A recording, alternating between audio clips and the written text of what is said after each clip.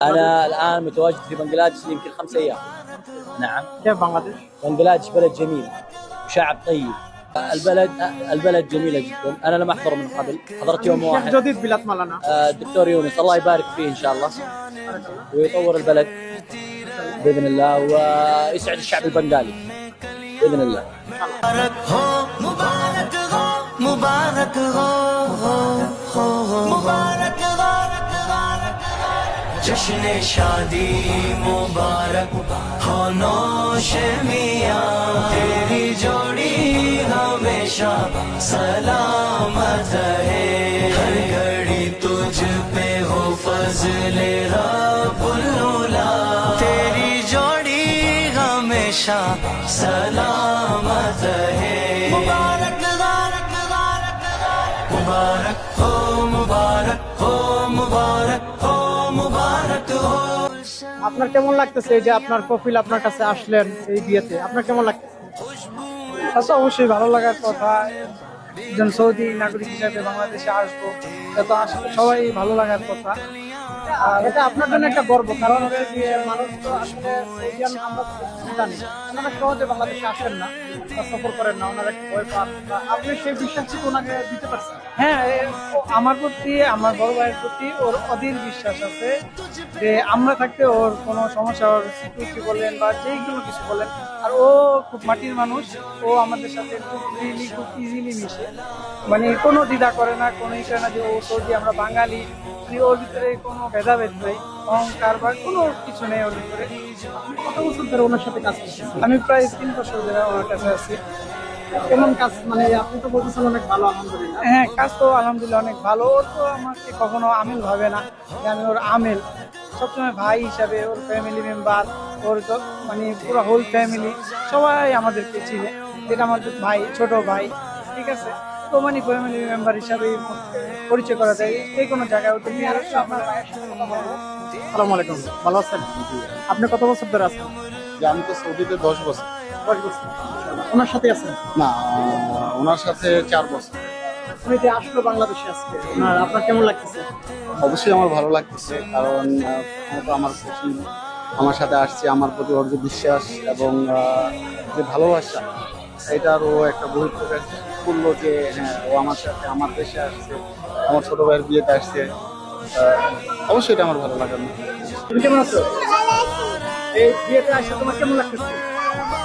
ভালো লাগতেছে? তুমি কি কি খাইছো? আর কি খাইছো? চিকেন মিষ্টি, পোলাও, আর কি খাইছো? কেমন লাগছে খাবার? অনেক ভালো লাগছে।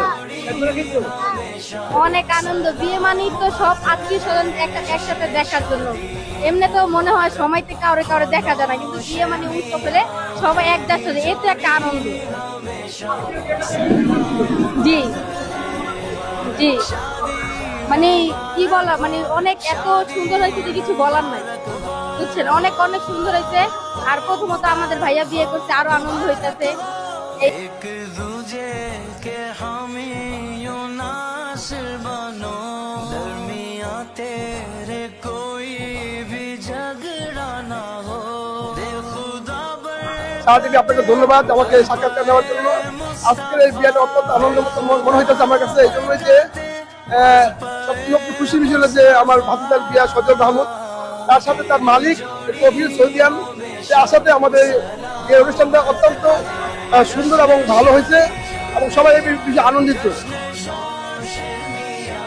বিয়েতে এসে খুব ভালো লাগতেছে। যে ছোট ভাইদের বিয়ে খেতে অন্যরকম আনন্দ, অন্যরকম মজা। সব বন্ধু বান্ধবীরা আসছি, সবাইকে অনেকদিন পরে দেখছি, এটা অনেক ভালো লাগতেছে।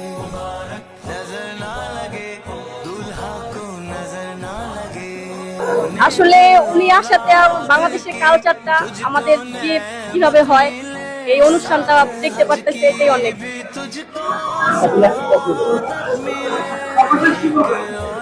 সর্বশেষ সব মিলিয়ে নতুন দম্পতির জন্য দোয়া, ভালোবাসা, ভালো থাকুক এই দোয়াই করি।